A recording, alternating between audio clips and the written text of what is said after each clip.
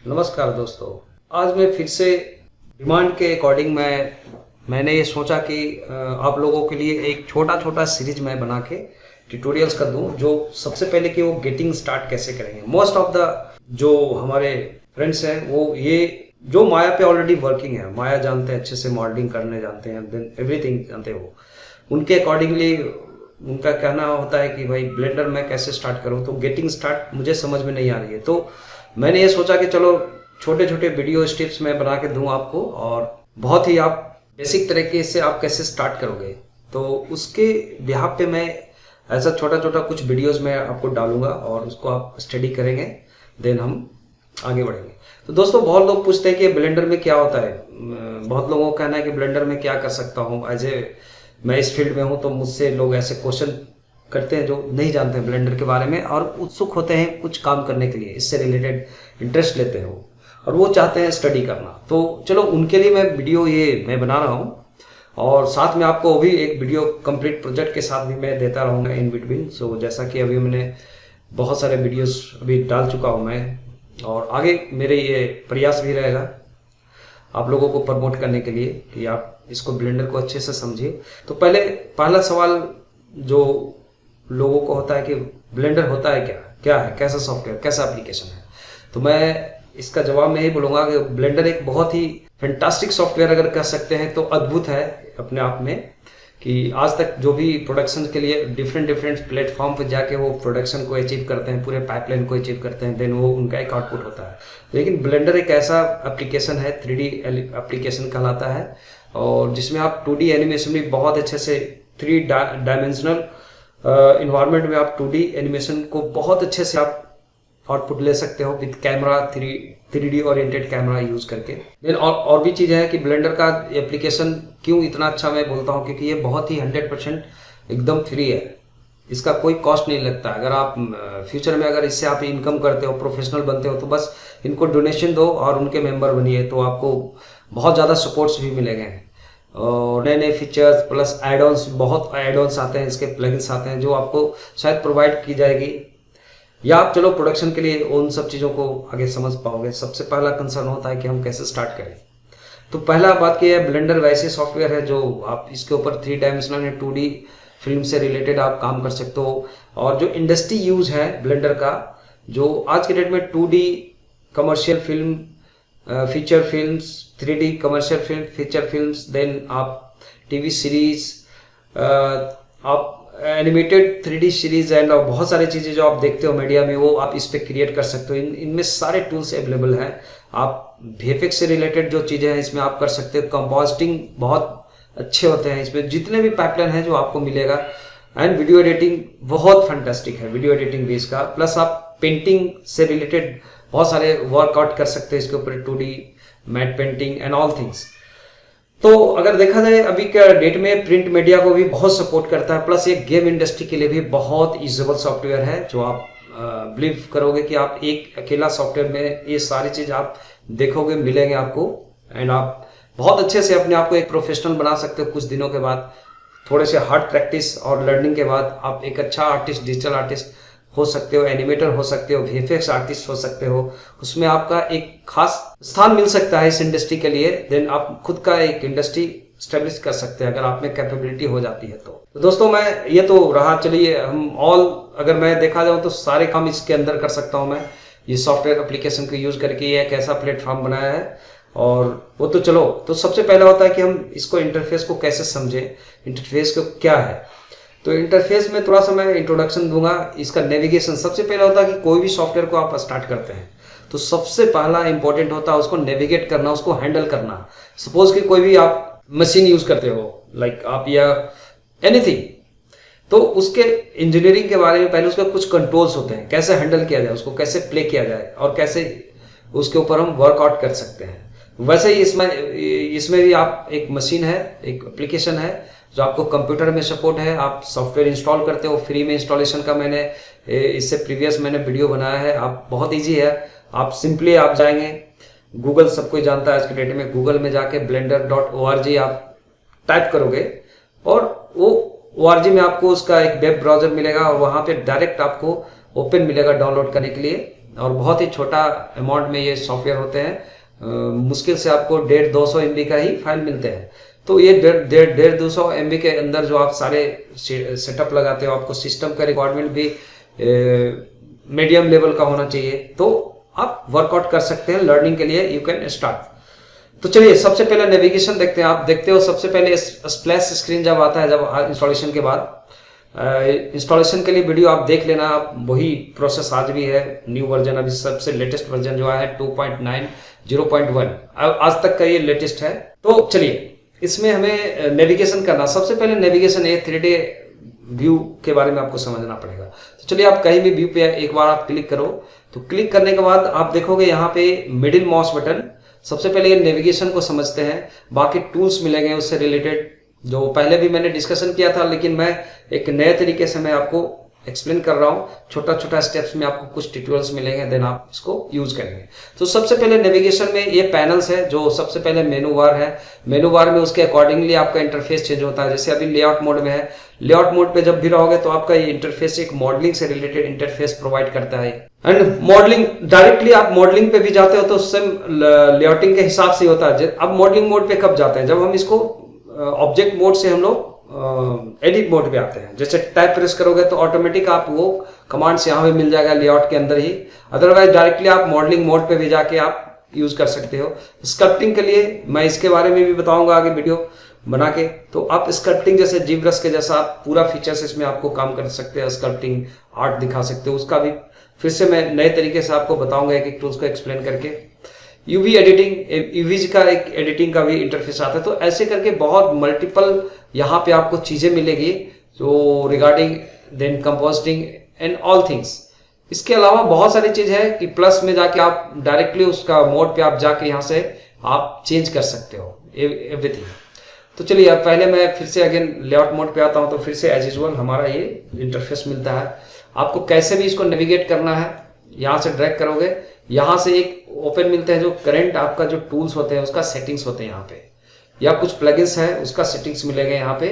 Again ये N press करने से भी ओपन ऑन ऑफ होते हैं। आप कीबोर्ड पे अगर एन प्रेस करते हो तो आपको मिलेगा। ओके, तो ये तो चलो बातें और भी होते रहे, हमेशा मिलेंगे। इधर का आप देखोगे ये ट्रांसफॉर्म टूल्स है। ये सारे ट्रांसफॉर्म टूल जो आपको डिफॉल्ट, अगर कोई सबसे पहले तो आपको यहाँ पे जो कुछ चीजें दिख रही है जब आप स्टार्ट करते हो, एक लाइट होता है डिफॉल्ट, और एक कैमरा होता है, और एक ऑब्जेक्ट होता है, एक पॉलीगन ऑब्जेक्ट रहेगा। ये आप अलग अलग क्रिएट भी कर सकते हो। तो इसका डायरेक्ट सिलेक्शन का है, लेफ्ट क्लिक आप क्लिक करके आप सिलेक्शन कर सकते हो इसे। अगर आपको लगता है कि आप लेफ्ट राइट को चेंज करना चाहते हो, जैसे मैं लेफ्ट सिलेक्शन से ये क्लिक हो रहा है और सिलेक्ट हो रहा है, ठीक है।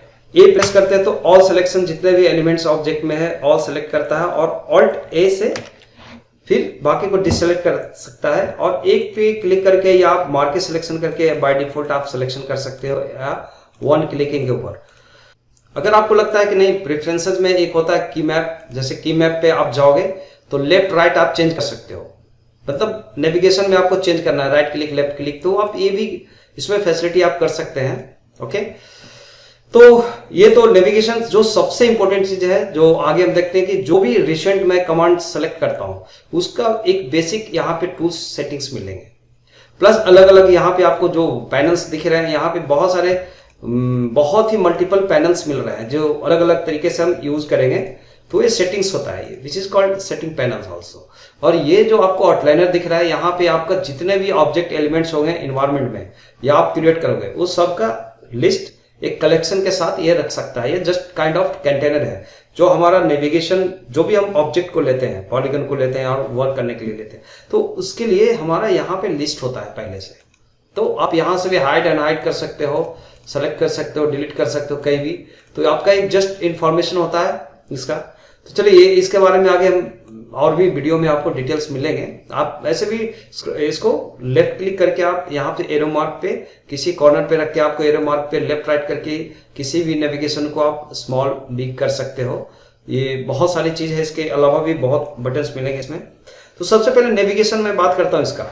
देखो, कोई भी 3 डायमेंशनल ऑब्जेक्ट को नेविगेशन सबसे इंपॉर्टेंट पॉइंट होते हैं। जैसे इसको रोटेशन कैसे, कैमरा एक पर्सपेक्टिव, एक कैमरा है आपका, एक ऑब्जेक्ट है, ये ग्रिड जो देख रहे हो ये जस्ट एक अर्थ है इसका, और जहां पे ऑब्जेक्ट पड़ा है, जहां पे एक छोटा सा एक पॉइंट्स दिख रहे हैं, स्मॉल पॉइंट्स, ये आपका इसका पिवट पॉइंट्स कहलाता है। तो पिवट पॉइंट का भी एक मायने होता है कि बाय डिफॉल्ट ये सेंटर्स में रहते हैं, हम इसको चेंज भी कर सकते हैं, आगे मैं बताऊंगा। तो जहां पे ऑब्जेक्ट्स आते हैं वो मतलब उसका सेंटर ऑफ पॉइंट्स हुआ इसका। तो जितने भी 0 ऑरिजिन भी बोलते हैं इसको, और उसके इर्द गिर्द जो भी लाइट्स और ऑब्जेक्ट्स होंगे उसके डिस्टेंस होते हैं आपस में, मतलब एक अपना दुनिया है ये, और वो कैमरे से हम देखते हैं, नेविगेट करते हैं। तो कैमरा नेविगेशन का एक सीधा तरीका होता है जो हम माउस बटन और की बटन को यूज करते हैं शॉर्टकटली। जैसे आप देख लो यहां, अगर आप इसको रोटेट करना चाहते हैं तो मिडिल माउस बटन ड्रैग करो without pressing anything. Middle mouse button drag करेंगे और प्रेस करेंगे तो ये नेविगेशन होता है पहले तो, ओके। फिर अगर आप shift and middle mouse button press करेंगे और ड्रैग करेंगे तो आप देखोगे कि ये पैन हो रहा है कैमरा। जैसे मान लो मुझे अभी इधर देखना है, इधर इधर, तो यहां पे पैन करके मैं इधर लेके नेविगेट करूंगा, या एलिमेंट्स को इधर पड़ा है इधर पड़ा है, तो वहां पे डायरेक्टली मैं shift and middle mouse button से ये ड्रैग करके ला सकता हूं मैं, ओके। और फिर से ये सेंटर में आने के लिए, ऑब्जेक्ट जो भी है उसको सेंटर में आने के लिए आप एक, तो आप नमपैड पे जो ऑब्जेक्ट सेलेक्टेड हो सेंटर में आ जाएंगे। जैसे मैं इस ऑब्जेक्ट को सेलेक्ट किया, नमपैड का वो प्रीड बटन को प्रेस किया तो ये बिल्कुल आपका व्यू में आ जाता है। तो चलिए ये भी एक बहुत तरीका है। जूम इन जूम आउट करने के लिए सिर्फ स्क्रॉल बटन को, माउस का जो व्हील स्क्रॉल बटन होता है उसको स्क्रॉल करो, अब जूम इन जूम आउट होगा, या कंट्रोल शिफ्ट प्रेस करके आप इसको ड्रैग करो मिडिल माउस बटन से तो भी slightly zoom in zoom out होंगे। This is very good. और अगर आपको लगता है कि ये कीवर्ड समझने में दिक्कत हो रही है तो आप कैसे करोगे इनको, यहां पे एक गैजेट मिलता है आपको, कुछ बटन से डायरेक्टली आप इसको यूज कर सकते हो। जैसे यहां पे जंप करना होता है, अगर left view, right view, front view, क्योंकि हर एक प्रोजेक्शन को हम कैमरे से देखते हैं। इस मान लो कि एक बॉक्स है रखा हुआ, ये कोई बिल्डिंग हो सकता है, कोई इंसान हो सकता है, कोई भी कैरेक्टर हो सकता है, उसको नेविगेट हमें टॉप से करना है। तो 7 प्रेस करते हैं तो डायरेक्टली टॉप पे जाता है, 9 प्रेस करते हैं तो डायरेक्टली बॉटम पे जाता है, जस्ट उसका अपोजिट। अगर आप 1 प्रेस करते हो तो ये फ्रंट व्यू में जंप करेगा, और 3 प्रेस करते हो तो ये राइट व्यू में जाता है। तो ये इस तरीके से ये डायरेक्ट हम ऑर्थोगोनल व्यू में जाते हैं। ये ऑर्थोगोनल व्यू हुआ जिसको हम लोग 2D व्यू भी बोलते हैं। आप देखोगे राइट में आप हमेशा यहाँ पे 2 ही एक्सेस आपको दिखेगा मेन। तो आगे मैं इसके मतलब भी आप समझाऊंगा कि इसका बेनिफिट क्या होगा। या सबसे अच्छा है मिडिल माउस बटन ड्रैग करके, अगर मैं पर्सपेक्टिव पे हूं और डायरेक्ट मैं यहां से यहां पे कहीं भी कर्सर रख करके लेफ्ट माउस बटन से अगर मैं ड्रैग करता हूं तो ये रोटेशन होता है। अगर मैंने बीच में पकड़ के रोटेशन किया ऑब्जेक्ट को, कहीं भी एक जगह पे पकड़ के हम रोटेशन करते हैं इसको, और डायरेक्टली अगर किसी जेट पे जैसे आपने क्लिक किया तो जेट पे डायरेक्टली टॉप पे चला जाता है, टॉप व्यू पे आप देख सकते हैं, टॉप से देख रहे हो। और फिर से जेट पे प्रेस करोगे तो फिर से बॉटम व्यू में, मतलब उसका जस्ट उल्टा हो रहा है। अगर आप एक्स पे क्लिक करते हो तो आप राइट व्यू में चले जाते हो डायरेक्टली, और फिर से इस पे ही क्लिक कर दो तो फिर से अपोजिट चले जाते हैं, बैक व्यू उसका, ठीक है। तो वैसे आप क्लिक करो एक्स पे, वाई पे, आप एक बार ट्राई करेंगे तो आपको समझ में आ जाएगा। अगर आप पर्सपेक्टिव पे रहना चाहते हो तो डायरेक्ट यहां पे क्लिक करो और ये करो, मतलब ड्रैग करो लेफ्ट माउस बटन से। तो आपको ये भी नेविगेशन का एक दूसरा तरीका है। यहां जूम इन जूम आउट करने का भी है आपका, जस्ट यहां से ड्रैग करो लेफ्ट माउस बटन को, तो आपको जस्ट ये जूम इन जूम आउट भी होगा सीन, ठीक है। आप जो देख रहे हो इसको जूम इन जूम आउट भी हम कर सकते हैं। तो ये जूम इन जूम आउट भी आप देख रहे हो यहाँ पे, प्लस ये हैंड जो बना हुआ है इससे आपको पैन करता। तो मतलब आप या तो शॉर्टकट से जाओ या यहाँ पे गैजेट यूज कर सको। यहाँ पे डायरेक्ट कैमरा व्यू पे जंप होता है, जो कैमरा के एंगल में दिखा रहा है, जो आपको व्यू पोर्ट पे ये कैमरे दिखते हैं इसके, लाइक ये देखो, इसका कैमरा का जो फ्रंट पैनल है इससे हम देखते हैं। जब इस पे क्लिक करते हैं तो वो कैमरा सेट हो जाते हैं। फिर से कैमरे पे सिलेक्ट करो, ये चले जाते हैं। अब देखो यहाँ पे पर्सपेक्टिव, और ये थोड़ा समझना बहुत जरूरी है। इसके लिए अगर आप, मैं इसको डिलीट करना होता है, डिलीट बटन प्रेस करो, डायरेक्टली ऑब्जेक्ट को, किसी भी ऑब्जेक्ट को सेलेक्ट एंड डिलीट कर सकते हैं। और नया ऑब्जेक्ट को यहाँ पे हमें क्रिएट करने के लिए शिफ्ट प्लस ए या आप ऐड पे जाओगे, यहां से भी वही मेनूज मिलेंगे आपको। यहां से मान लो कोई भी इतने सारे एलिमेंट्स हैं जो हमें क्रिएट करना है, जैसे मान लो हमने बहुत सारे है, प्लेन है, क्यूब है, circle and so many things जो हम इसके लिए यूज करेंगे। तो शॉर्टकट और शिफ्ट ए और ऐड पे भी क्लिक करोगे, सेम मिलेगा। यहाँ पे मैं एक मंकी का यहाँ पे डिफॉल्ट मॉडल होता है, ओके सुजान। तो ये सुजान को मैं लेके मैं आपको समझाने की कोशिश करता हूँ। यहाँ पे ऑब्जेक्ट को डुप्लीकेट करने के लिए object selected, shift D and आप दूसरी जगह पे माउस कर्सर को रखो। अगर आप एक्स पे रखना है साइड में इसका, तो एक्स प्रेस कर दो तो आप देखोगे एक्स पे ही जाएंगे। This is very very interesting thing. और क्लिक करके छोड़ दो, फिर से मुझे डुप्लीकेट करना है तो शिफ्ट डी, ठीक है, और इस तरीके से ड्रैग करते हैं एक्स पे। अगर इधर कहीं भी जाना है, अगर एक्स प्रेस कर दो तो एक्स पे ही जाएंगे। अगर वाई प्रेस करते हैं तो ये वाई पे ही जाएंगे। अगर जेड प्रेस करते हैं तो जेड पे ही जाएंगे। ये दिस इज वेरी स्ट्रिक्ट, मतलब उस पर कंस्टेंट जाएगा। तो चलो अभी मैं एक्स पे करता हूं, ठीक है, और डुप्लीकेट ऑब्जेक्ट करते हैं तो हमेशा एक कमांड से यहाँ पे मिलता है कहाँ पे नेविगेट है, कहाँ पे रख रहे हो आप। तो इस तरीके से मैं ऑल सेलेक्टेड, अगेन मैं डुप्लीकेट करना चाहता हूं तो शिफ्ट डी और एक्स पे ड्रैग करके रखना चाहता हूं। तो मतलब ऐसा कुछ हम एक ऑब्जेक्ट रखते हैं और इसको देखते हैं कि इसमें एक चीज आपको पता चलेगा। इसको आप थोड़ा सा डिस्टेंस कर दो तो समझ में आएंगे आपको।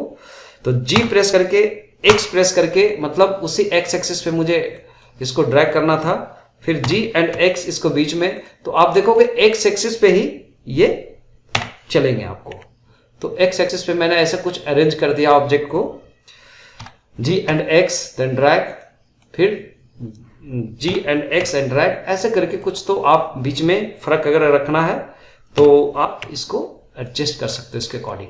तो ये बहुत ही बेसिक से मैं बता रहा हूं। और अगर आप देखोगे कि जो कैमरा का पर्सपेक्टिव के हिसाब से भी है, तो कैमरा का जो नियर बाय ऑब्जेक्ट है, ठीक है, वो बिग हो रहा है और धीरे धीरे धीरे शॉर्ट हो रहा है। मतलब ये डिस्टेंस में जाता है तो नेचुरली क्या होता है, कोई भी ऑब्जेक्ट अगर मान लो एक पोल के सामने खड़ा हो जाए तो वो पोल बहुत बड़े लगेंगे, लेकिन उसके बाद जो जितने भी रो में पोल्स होंगे उसके सामने आपको धीरे धीरे स्मॉल दिखता है। मतलब पर्सपेक्टिव ये आंखों में ऐसे दिखता है जो कैमरे में दिखता है, वही चीज यहाँ पे आपको फीलिंग हो रहा है।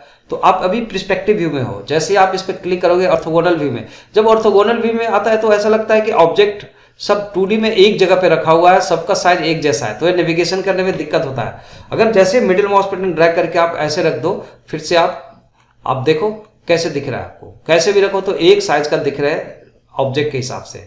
और जैसे मैं पर्सपेक्टिव फिर इस पे क्लिक करता हूँ पर्सपेक्टिव व्यू में, तो फिर से पर्सपेक्टिव दिखने लगते हैं, ये बड़ा है, छोटा, छोटा है, छोटा। तो ये होता है पर्सपेक्टिव नेविगेशन को समझना इस तरीके से। मैं इसलिए मैंने डुप्लीकेट करके बताया आपको, ये होता है पर्सपेक्टिव। तो आपने देखा इतने भी नेविगेशन जो भी है आपने देखा अभी तक।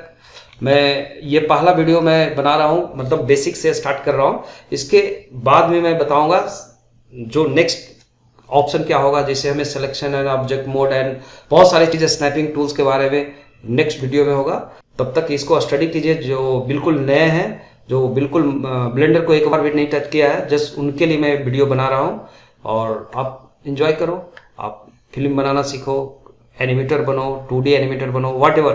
तो आप मेरे साथ जुड़े और वीडियो को लाइक कीजिए, शेयर कीजिए ज़्यादा से ज़्यादा लोगों को, ताकि हमारा एक ज़्यादा मोटिवेशन मिले और मैं और अच्छे अच्छे वीडियो में बना के दूँ। और बिल्कुल हिंदी में दूंगा दोस्तों, कि आप इंग्लिश की वजह से बहुत लोग नहीं समझ पाते, इस इंडस्ट्री को नहीं समझ पाते हैं, अच्छा आर्टिस्ट रहने नहीं बन पाते हैं। मतलब उनके पास नॉलेज भी होता है कुछ करने का, तो इंग्लिश की वजह से रुक जाते हैं।